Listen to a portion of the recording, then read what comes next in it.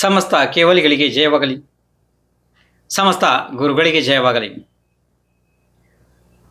ಕಾರಣವಿಲ್ಲದೆಯೂ ಸಾಕಷ್ಟು ಜಾಗದಾಗೆ ಜಗಳಗಳು ಆಗ್ತವೆ. ಅದಕ್ಕೆ ಒಂದು ಉತ್ತಮ ಉದಾಹರಣೆ. 2 ಜನ ನಿರುದ್ಯೋಗಿ ಇದ್ದರು. ಅವ್ರಿಗೆ ಏನು ಮಾಡೋದಕ್ಕೆ ಕೆಲಸ ಇರಲಿಲ್ಲ, ಮನೇಲಿ ತಿನ್ನೋದಷ್ಟೇ. ಹೋಗಿ ಸಂಜೆಯ ವೇಳೆಯಲ್ಲಿ ಒಂದು ಕಟ್ಟೆಯ ಮೇಲೆ ಮಾತನಾಡ್ತಾ ಕುಳಿತುಕೊಂಡ್ರು. ಒಬ್ಬ ಹೇಳ್ದ, ನಾನು ಈ ವರ್ಷ 2 ಎಕರೆ ಜಮೀನು ಖರೀದಿ ಮಾಡೋನಿದ್ದೀನಿ. ಅದರಲ್ಲಿ ಯಾವುದಾದ್ರೂ ಬೆಳೆ ಹಾಕಬೇಕು ಅಂತ ಇದ್ದೀನಿ. ಜೋಳ, ಗೋಧಿ, ರಾಗಿ ಏನು ಬೇಕಾದ್ರೂ ಹಾಕ್ತೀನಿ ಅಂತ ಹೇಳ್ದ. ಅದಕ್ಕೆ ಇನ್ನೊಬ್ಬ ಹೇಳ್ದ, ನಾನು ಈ ವರ್ಷ 2 ಎಮ್ಮೆ ತರಬೇಕು ಅಂತ ಇದ್ದೇನೆ ಅಂತ ಹೇಳ್ದ. ಆವಾಗ ಇನ್ನೊಬ್ಬ ವ್ಯಕ್ತಿ ಅಂತ, ನೀನು ಎಮ್ಮೆ ತಗಬಾ, ಆದರೆ ನನ್ನ ಹೊಲ ಗದ್ದೆ ಹತ್ರ ಮಾತ್ರ ಬಿಡಬೇಡಪ್ಪ, ಅವೆಲ್ಲ ತಿಂದುಬಿಟ್ಟಾವು ಅಂತ ಹೇಳ್ದ.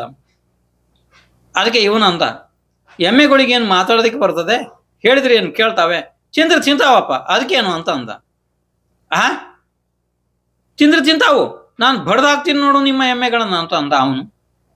ಇನ್ನು ಇವನಂದ, ಹಾಗೆ ಎಮ್ಮೆಗಳನ್ನ ಬಡಿದ್ರೆ ನಾನು ಬಿಡ್ತೀನೇನ, ನಾನು ನಿನ್ನನ್ನು ಬಡಿತೀನಿ ಅಂತ ಅಂದ. ನಿನಗೆ ಬೇಕಾದರೆ ಬೇಲಿ ಹಾಕೋಬೇಕು ನೀನು.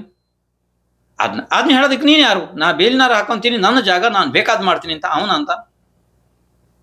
ಎಮ್ಮೆಗಳಿಗೆ ನಾನು ಬುದ್ಧಿ ಹೇಳೋದಿಲ್ಲ, ನಾನು ಎಮ್ಮೆ ಬಿಟ್ಟು ತಿನ್ಸೋನೆ ಅಂತ ಇವನಂದ.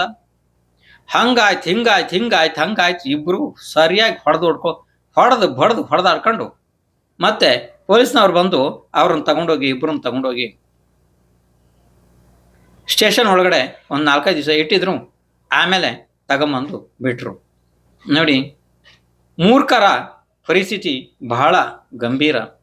ಅವ್ರು ಎಲ್ಲಿ ಹೋಗಿ ಏನು ಘಾತ ಮಾಡ್ಕೊತಾರೆ ಅಂತ ಹೇಳೋದಕ್ಕಾಗಲ್ಲ. ಸುಮ್ಮನೆ ಪುಕ್ಷಟೆ ಜಗಳಗಳು. ಉಂಡಿದ್ದಿಲ್ಲ ತಿಂದಿದ್ದಿಲ್ಲ ಅಂತಾರಲ್ಲ, ಇದೇ ರೀತಿ ಪುಕ್ಕಟ ಜಗಳಗಳು ಇಂಥವು ಸಾಕಷ್ಟು ಜಾಗದಾಗ ಆಗ್ತಾ ಇರ್ತವೆ.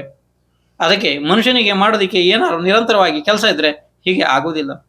ಎಲ್ಲದಕ್ಕಿಂತ ಒಂದು ಮುಖ್ಯ ವಿಷಯ ಅಂತ ಅಂದರೆ, ಯಾವಾಗ ನಮಗೆ ಸಮಯ ಸಿಗ್ತದೆ ಆವಾಗ ಭಗವಾನ್ರು ಹೇಳಿರೋ ಶಾಸ್ತ್ರದ ಸ್ವಾಧ್ಯಾಯ ಮಾಡ್ತಾ ಇದ್ರೆ, ಕೂತ್ಕೊಂಡು ಕಟ್ಟೆ ಪಂಚಾಯತ್ಗೆ ಬಿಟ್ಟು ಸ್ವಾಧ್ಯಾಯ ಮಾಡ್ತಾ ಇದ್ರೆ ಈ ರೀತಿ ಪರಿಸ್ಥಿತಿ ಜೀವಕ್ಕೆ ಆಗೋದಿಲ್ಲ.